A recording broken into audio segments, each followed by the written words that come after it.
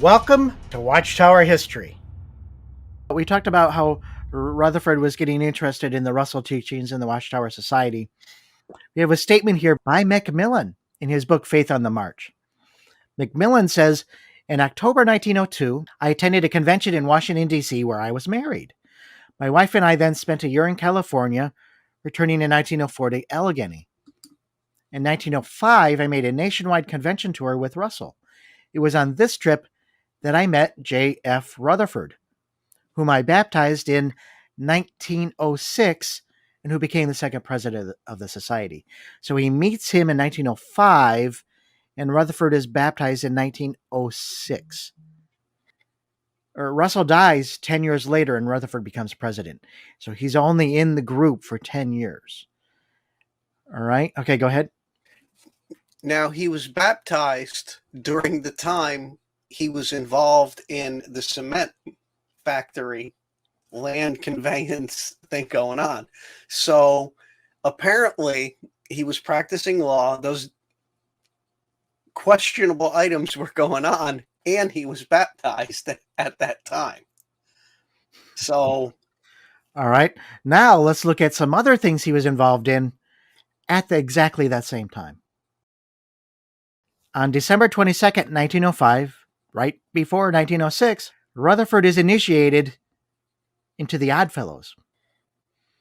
Now, the Oddfellows is one of those secret kind of fraternity kind of organizations similar to the Masons. According to the Wikipedia article, the Oddfellows are a non-political and non-sectarian internal fraternal order of odd fellowship, founded in 1819 by Thomas Wildey in Baltimore, Maryland. Its symbol is friendship, love, and truth. Beyond fraternal and recreational activities, the Independent Order of Oddfellows promotes the ethnic reciprocity and charity, implied inspiration of Judeo-Christian ethics. Meaning, for this group, it's very important for them to have some kind of Judeo-Christian foundation, or that's what they're claiming here anyway. In the Sedalia Democrat, November 11th, 1906, Rutherford's helping people get divorced. I thought the Lord hated divorce, so he's helping them. The Morgan County Republican of January 10th, 1907, has a story about Rutherford's parents having a 50th wedding anniversary. And we have Rutherford of Boonville listed there, as well as F.M. Newkirk and family. If you saw our death threat discussion, you'll know that Mrs. Newkirk was Rutherford's actual sister. And that's who Rutherford was writing when he said, hey, should our brother kill me? See to it that he not be prosecuted. I give him credit for that, you know. Here's a sad story from the Sedalia Democrat, January 6, 1907. And it's a story of a suicide. So the insurance company finally compromised the case. Attorney J.F. Rutherford received a check yesterday for $2,250 from the State Life Insurance Company at St. Louis in payment for a policy carried by Lynn Doherty, who committed suicide at his home near Blackwater the afternoon of May 21st, 1906. All right, so E.S. Sims was administrator of the estate of young Doherty, and as the insurance company had refused to pay the policy on the ground that Doherty had committed suicide within 1 year from the date of the issuance of the policy, he had prepared to bring suit through his attorney, Mr. Rutherford. It was, however, settled out of court. The amount of the policy was $2,500, and it was compromised.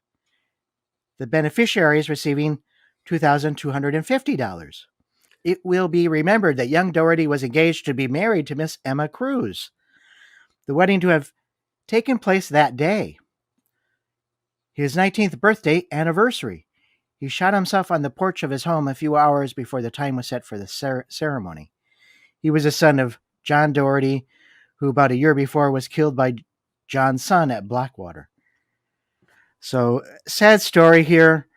Rutherford gets paid for the suicide of one of his clients, and it even says that he was a son. His father of this guy that committed suicide, his father was also killed a year before, and this was on his birthday as well, his 19th birthday, and he was supposed to have been getting married as well. So, very, very sad. I said earlier, it's very difficult to find the documentation for Rutherford being a judge for 4 days. There's a booklet called Judge for 4 Days Rutherford. And it says that Rutherford performed the duties of an acting judge for 4 days. On 2 occasions, there were no cases to be tried. On the other 2 occasions, only minor cases arose. This is the only way in which Rutherford ever sat on the bench. At most, he was an acting judge for 4 days. I'll defend that. That I don't think that is a big deal, whether he did or not. But yes, did he deny the title of wanting people to believe he did it longer than he did? Did it carry a reputation with him that he can hold over the lay people? The uneducated Bible students. Oh, Judge Rutherford. So whether he did it or not, 4 days, 4 years, whatever, it still is. Like you said, over the lay people. He was probably, again, the title, interested more in the title himself. Yeah, and I think we'll see some of that when we get to a little bit more of his politics with Williams Jennings Bryan a little bit further into the discussion. But yeah, very, very interesting background here. And so now by 1907 and 1908, we have some stories in the Tipton Times, the Morgan County Republican, and the Henry County Democrat. Rutherford is speaking about the Millennial Dawn teachings, about soul sleeping. He's giving free lectures on the destiny of man, and he's written a book on man's salvation from a lawyer's point of view. And so this is where Rutherford really starts getting actively involved in that Bible student movement during that Russell period. So in the Favored People booklet that Rutherford wrote, he wrote that in the great persecution that came upon God's people during the World War, they were put to much distress and suffering. It appeared to them then that they would be engulfed in the stream and lost. But shortly thereafter, Jehovah revealed to them an understanding of his prophecies, and with gladness these faithful ones sang and continued to sing. As stated in verse 3, he restoreth my soul, he leadeth me in the paths of righteousness for his name's sake. And so Rutherford points back to some of the troubles that were happening in the First World War and makes a bold statement that we really didn't know the truth until after that period, during his presidency. There's a couple of articles here that talks about Rutherford and the teachings. And I like this Martinsburg Monitor from Thursday, July 21st, 1938. It says, the creed of the Witnesses of Jehovah is a strange hodgepodge of religious notions. The members must find it bewildering, but Rutherford's strong point consists in denouncing and attacking all organized religions, as he styles them. All churches are the organized forces of Satan, Catholicism, Protestantism, and Judaism, in the order mentioned, are the objects of his hatred. And so Rutherford was well known for his hatred of these things and his anti-Semitism. And people were noticing. That's probably the important part. When you're making the newspapers and other, it's being noticed by the outside, including the government, which we'll get into later, but it's being noticed. And what people don't realize, because this is a forgotten point in history, they're telling the new Jehovah's Witnesses all this wonderful stuff, but this is what was really happening. people thought they were a hodgepodge of where do you come up with these ideas, and they're all full of hate. And the question is, again, where did these ideas come from and why? Stay tuned, we're getting to that. The Rock County Leader for October 1939 says, "Our American system is in danger. Its enemies are many. There is confusion in the minds of many people. The people alone can preserve the American way of living, but the only way to preserve it is to trust it and use it. That is why this writer becomes fearful when he sees the delight with which so many welcome the action of the radio broadcasting companies in shutting Father Coughlin and Judge Rutherford off the air." Father Coughlin was a white supremacist and an American neo-Nazi, and Judge Rutherford's being classified in that. Both were anti-Semites, both were racist in some way, and hate speech was being censored from the radio. We'll get a little bit into that later on as well. Stay tuned. Let me read this to you. The far right last two small paragraphs. Now and then we read in the newspaper of school children refusing to salute the flag. They belong to the tribe of Rutherford. The witnesses of Jehovah look upon the flag of the United States as the devil's banner. Now here's where it gets interesting. Rutherford himself spent 9 months in the federal penitentiary in Atlanta in 1918 for unlawfully and willingly conspiring to cause insubordination, disloyalty, and refusal of duty to the military and naval forces of the United States. And the last paragraph there says, "We suspect the witnesses of Jehovah of being a species of communists." Okay, they're not stating for the finished mystery, like the witnesses are claiming. Yeah. And they're got it right compared to our in our discussion. He actually was telling refusal of duty. Mm-hmm. Okay, you have to be in the military to refuse duty. It doesn't say refusal to sign up and all that. This is exactly, they're quoting the primary evidence of why he went to jail, not the secondary evidence of being the finished mystery riling up the clergy. And the primary accusation against him here is that they're accusing them of being communists. Again, why are they being accused of being communists? Stay tuned, we're going to get to that. The Times Dispatch, October 31st, 1933, is talking about Rutherford's book, Light. "The judge is not the first of the juggling exegetes which I have encountered, but he is far and away the best and most expert. I am always set to wondering by the tricks of these men why it was that writers divinely inspired to set before the people the will of God should have written so cryptically that only the Judge Rutherfords can come at their meaning, and then only by declaring the words to mean something entirely different from what they say." So they were noticing that back then. Yeah.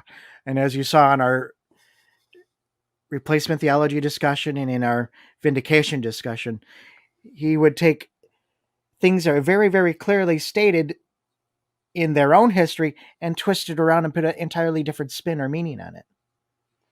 And then say that's the way it always was. Or Russell predicted 1914, and yet he puts an entirely different spin on it. That's another discussion for another time. If Rutherford were smart, he would have condemned people like that, made them be apostates if they said that, and then not let any of his followers read stuff like that. Yeah. So here, well, the point I'm trying to make, other people were noticing he's taking words and creating new meanings and changing. So it's nice that others than ex-Jehovah Witnesses are noticing this, because they want to make it seem like only apostates and ex-Jehovah Witnesses are saying that about them. the papers were saying that about Rutherford when Rutherford was still alive, twisting all the words to mean something entirely different from what they say. And we can see in Rutherford's history of how he's making some of his interpretations. He'll write like a lawyer and saying, well, this word means this, but he'll put a different meaning on the word and then base an entire reasoning or logic out of this altered or suggested meaning. Like the vindication subject, for example. That vindication subject, very similar in some ways to the Baptist one, the Baptist Calvinist, but with, again, a different spin on it. Again, why? Well, we know that Rutherford had a Baptist background, as we saw earlier.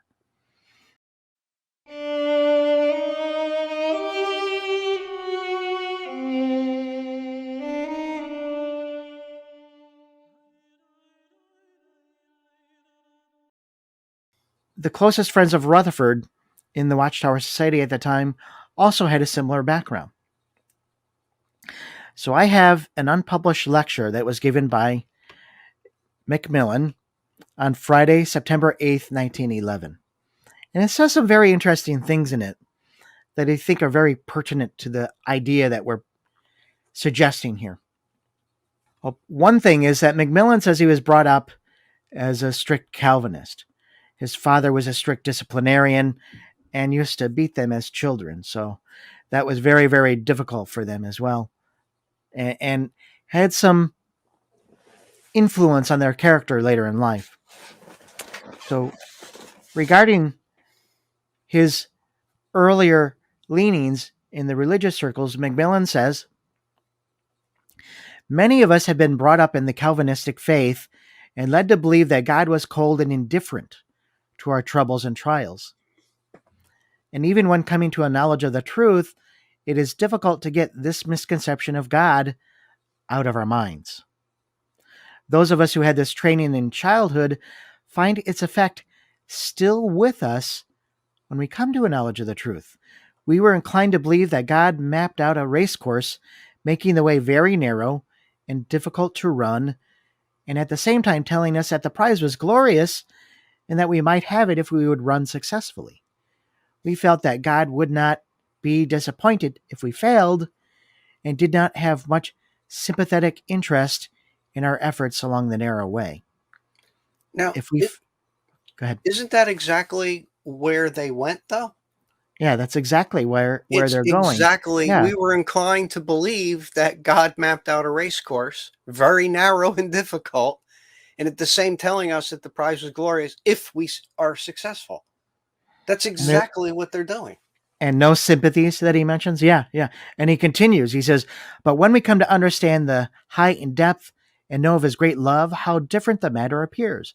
So the Russell ideas were quite different, but then they just went back to some of those harsher views. So I would label this perhaps as Calvinism light that they were moving into. There's another statement here. MacMillan asks, what does it mean to direct the issue?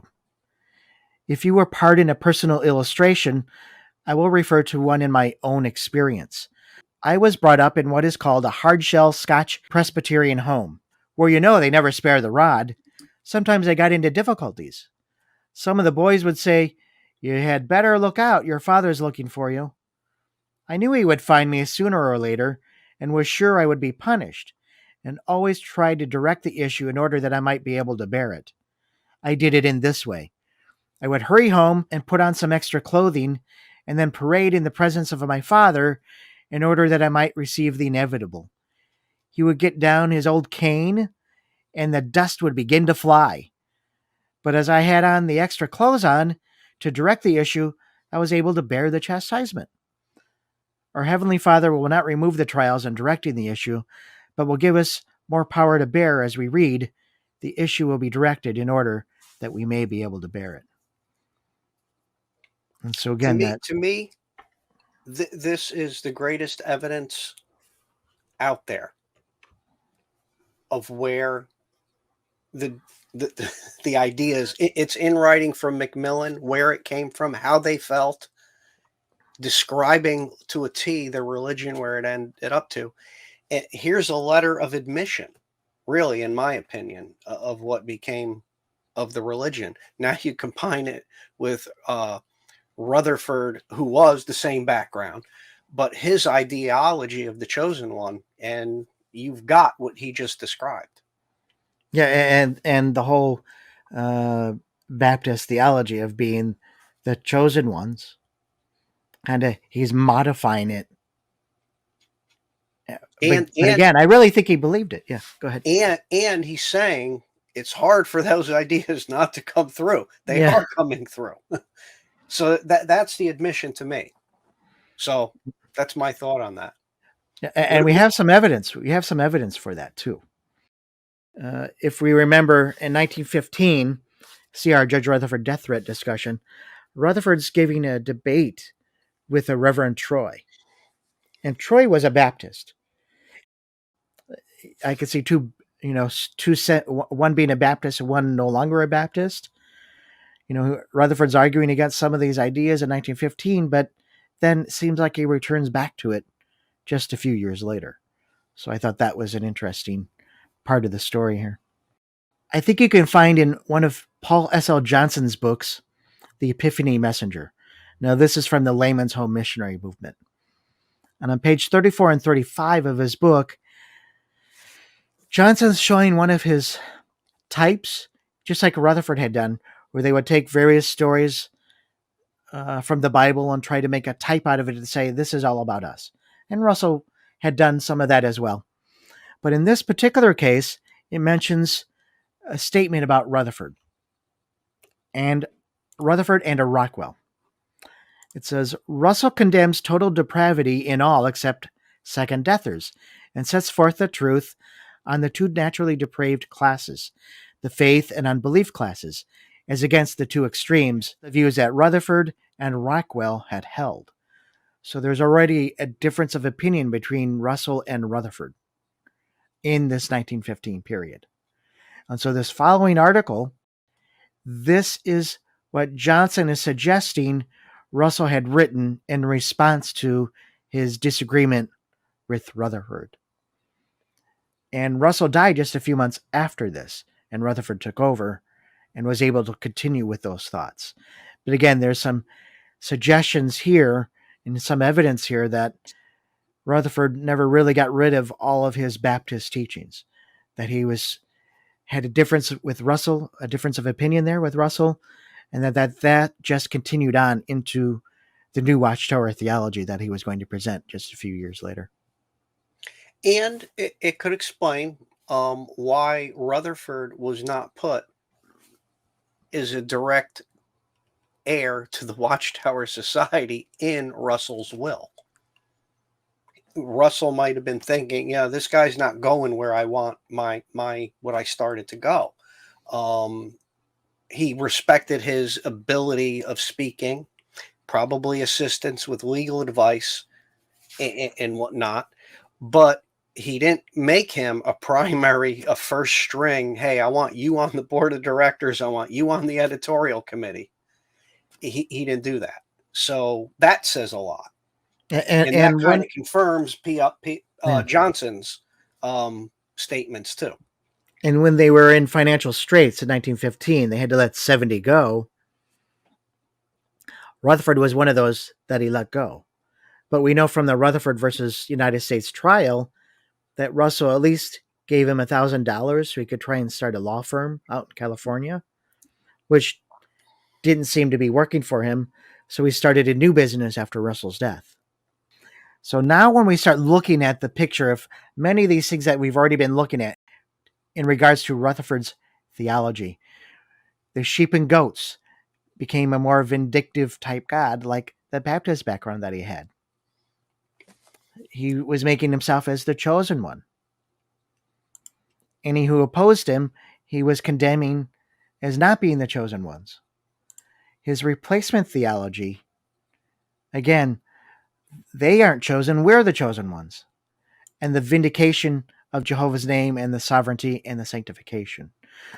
I think this really shows what we showed from his history, what we're showing from these little snippets here, and some of these other stories that we've given is that there was some Baptist teaching, some Baptist ideology that he was bringing into the Watchtower movement at the time.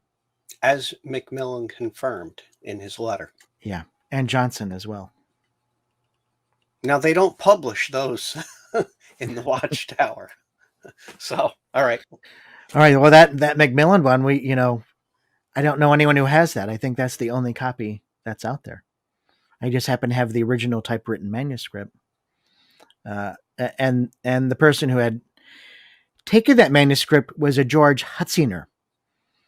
And he was one of those that when you look at all those souvenir convention reports for the decade during Russell's period, he was the one who was the stenographer that was taking down a lot of those notes from those various conventions. And those notes were used to compile those books. Well, he died in 1915. His obituary is in one of those books. And so some of these manuscripts that I have, and I have Johnson's and some others, came from that Hutzinger collection.